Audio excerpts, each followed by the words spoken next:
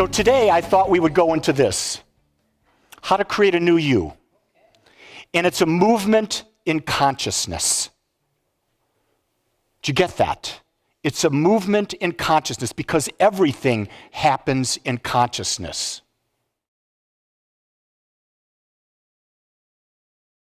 The chief delusion that holds us back from living an incredible life is our conviction that there are causes other than our own state of consciousness. Do you get that? We have a delusion that we live in every day, that there are things outside of us that are holding us back. And I'm examining that more and more and more in every aspect of my life.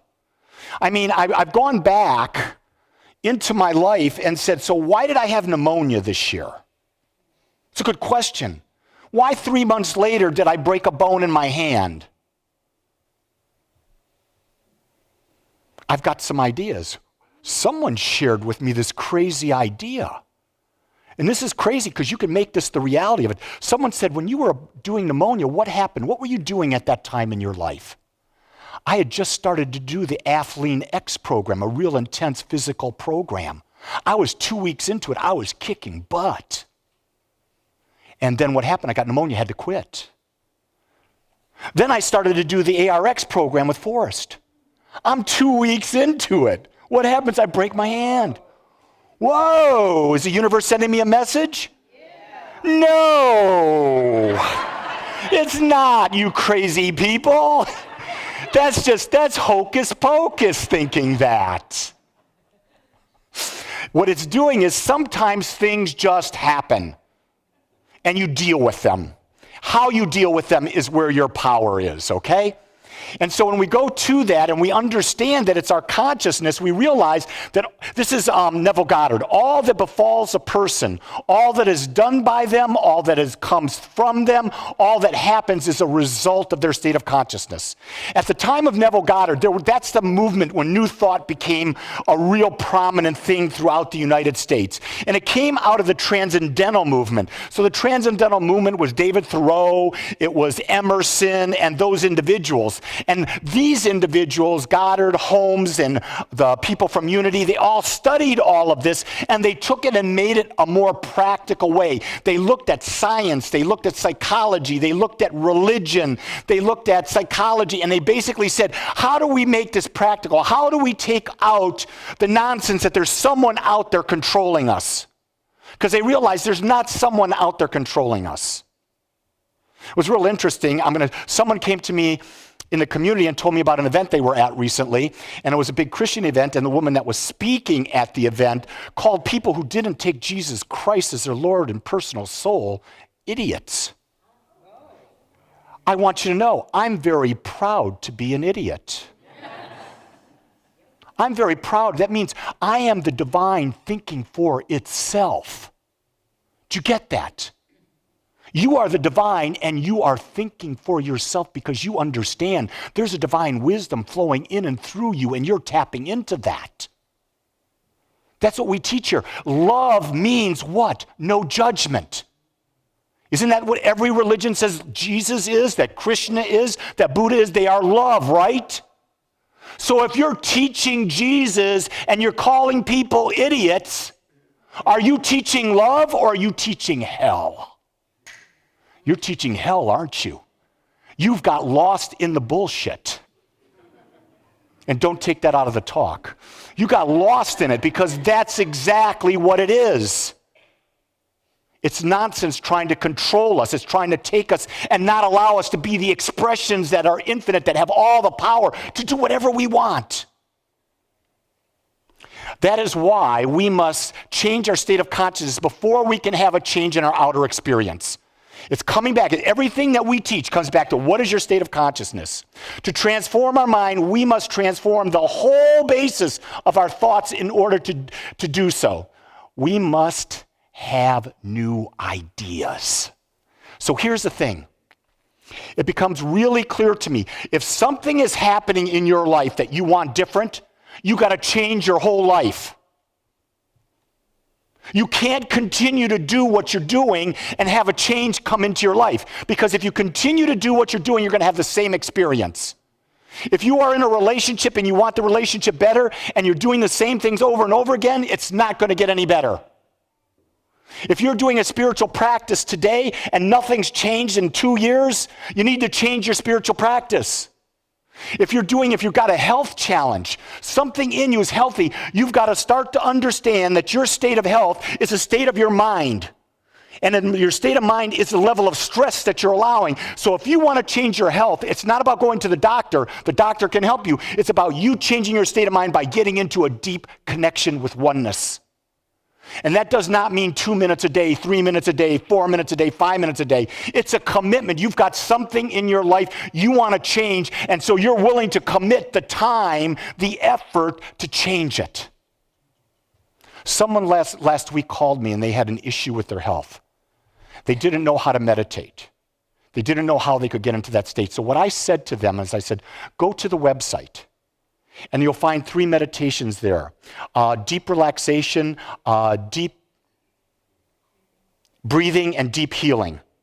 And you do the first one 3 times, you do the second one 2 times, and the third one 2 times. And you do them in that order. That meditation was designed off a doctor who knew how to cure cancer. He knew how to cure cancer because he has an 87% success rate. And he says in order to cure cancer or any illness, the only way you can do that is by shifting your consciousness and relieving the stress in your life, because it's the stress in your life that brought that to you. The stress in your life brings you a lack of abundance. The stress of your life brings you a lack of the ability to have a great relationship. Do you get that stress is the cause of all the dis-ease that we feel in every aspect of our life? And so if we're going to do something about it, it means we have to commit to a change, and that change is going to embody the allness that we are. That's powerful, isn't it? It's really powerful. And so I've been talking about using frequencies to heal. Well, if I talk about it, should I be practicing it? So what do I play for 4, 5, 6 hours a day in the background? I have healing frequencies going on all the time. Because when you have a frequency going on, the frequency that you hear becomes the frequency that your body tunes into. And if the frequency is a healing frequency and your body turns into the healing frequency, guess what? You heal faster. Because you're changing at the subatomic level.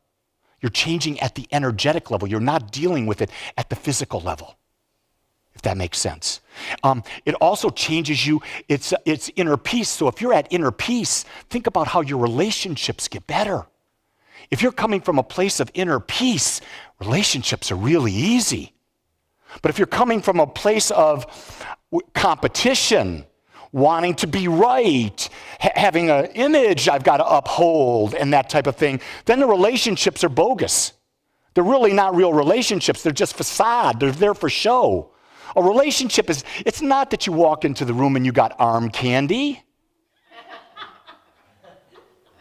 That's not what a relationship is for.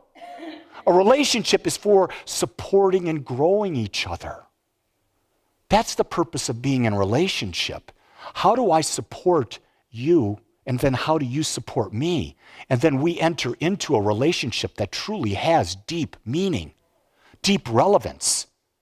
And we had our meditation workshop on Saturday. And one of the things that came out is that when you're meditating in a group, is that more special than meditating alone? And the answer is no.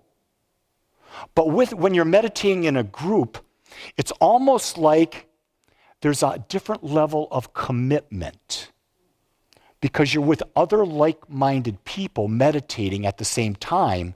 And so we had people who had not meditated hardly at all, and they were able to sit in silence doing, we taught a transcendental meditation.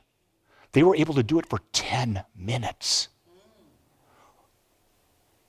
No guided meditation. They were doing TM for 10 minutes. And they were in the group and they all felt very comfortable. It was easy for them. And you see, when we're doing and we're creating, we're changing our whole self, remember, you can't just all of a sudden have a particular body and then go into the gym in a week, have 20 pounds of more muscle put on. That's not going to happen. And what we have to start to embrace is the idea that change, total change like we're talking about, is something that happens moment to moment to moment. So if you can start off with a silent meditation practices of 5 minutes a day, and do that for a couple weeks, and then after that go to 6 minutes for a couple weeks, 7 minutes for a couple weeks, 8 minutes, a couple weeks. By half a year, you'll be at 20 minutes. If you get to 20 minutes twice a day, you have a perfect meditation practice.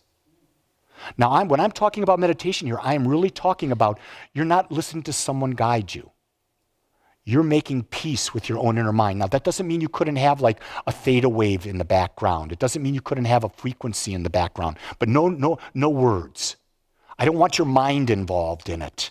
Those are soothing, those are relaxing. But when we can take our words out and we can learn to become peaceful and quiet with our own thoughts, then our own thoughts will no longer bring stress into our lives. They will no longer have the impact on us. And when we do that, what happens when our thoughts are no longer stressing us? What happens to us? Our body and our mind move into homeostasis. And we will have well-being. For me, well-being is a state of mind and a state of body. And that's all we're ever seeking in this world. We're not seeking joy. That's an illusion to think you can have joy all the time. That's the opioid of the masses. You're seeking to have well-being, meaning that you can live this life in a state of awareness, in a state of consciousness, that no matter what happens to you, you see that there's another side. I sat down the other day and literally verbally went all the things that were a problem of having one hand. And then I said, what are all the benefits of having one hand? And I got to the point where I saw the balance and it no longer bothered me. I was able to move on from it, but I had to take the conscious time, and I couldn't do it immediately. I want you to hear that. I couldn't do it when it first happened. But as time went, I was able to go, okay, I teach observation, I teach balance. Okay, let's apply this in my life, right? And then I just start doing the work. And for me, I don't know how it is for you, but when something's going on with me, I'm up at 2 a.m. Can't tell you why. I just, boom, there I am. It's Lee Wolak time.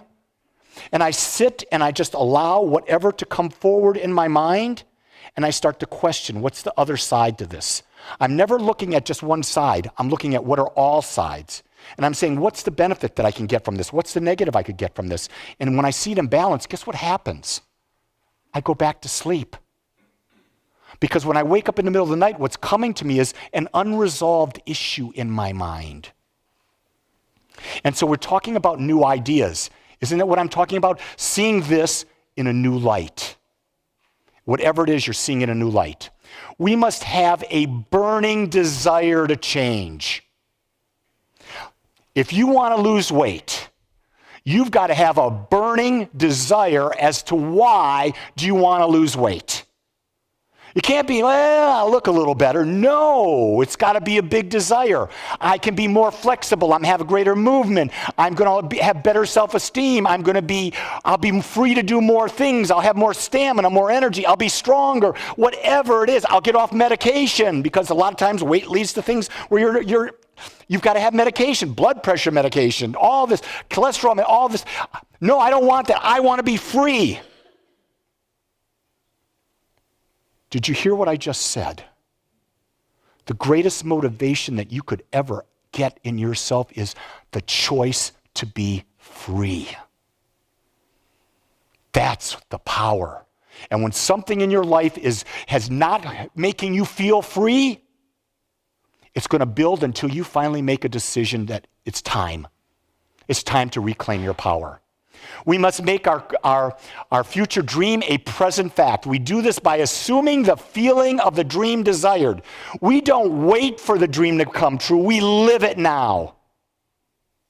So Friday, I said to myself, I feel healthy. I feel spunky. What do I do? I went to the gym. And what did I do in the gym? I worked my ab. There were exercises I could do for my abs without using my hands. And I could do leg press. I could work, even though I have a crack in my tailbone, I found a way of being on the leg press machine that I could use the leg press. So I did lightweight. I came out of there, how did I feel? I felt back to being healthy. So I still have this going on, right? But what did I do? I created in myself a state of mind. What did it feel like to be healthy? You can do little things to feel that, right? And when you do those little things and you get that feeling and you build that feeling and you build that feeling and you build that feeling, life changes. You're actually using feelings to control where your life is going instead of allowing feelings to control your life. That's power. We can know a thing intellectually by looking at it from the outside, by comparing it with other things, by analyzing it and defining it. We can only know a thing spiritually by becoming it. Let's get this real clear. What is spirituality? Spirituality is simply this: the experience of oneness. That's all it is. How can you become spiritual? By realizing no matter what you're doing, who you're with, you're part of something so much greater than you are. You can experience in meditation when you lose your thoughts. When you lose your thoughts and you go into the void, you're experiencing oneness. When you're being very mindful, walking, and you're fully conscious of every step you're taking, you're conscious of the air hitting your face, you're conscious of the noises that you hear around you, your consciousness of where you're going. That's spirituality. When you're having a conversation with someone and you're simply looking into their eyes and seeing them as a reflection of you, that's oneness. That's a spiritual life. So are there rules to being spiritual? There are no rules. There is no dogma. But it takes a commitment. It takes a deep yearning inside. It takes the ability to let go of the you that exists right now. You cannot become the new you until you let go of who you are. Can it get any clearer than that? I don't think so. Is it easy? No. Is it worth it? Yes. It is so worth it. And here's what I know about it. Every single one of you can do it. And every single one of you has within your heart a fire that is burning, that is seeking to become brighter and brighter and brighter. And all you have to do is say, I'm on my way. I choose to be the new me. I want to thank you for joining us today. I'm so grateful that you took your time to watch or listen to this message. If you found this message beneficial, I would ask that you go to our website, agapecsl.com. Once there, click on the donate button and experience the joy of conscious and purposeful giving. Or if you would like, text your gift by simply dialing 972-532-6976. It is through your gifts that we are able to bring this message to you in the world. I would ask that if you like this message, to please subscribe to my YouTube channel under my name, Lee Wolak. Again, I want to thank you for joining me in the Agape community as we learn how to better self-love through conscious living.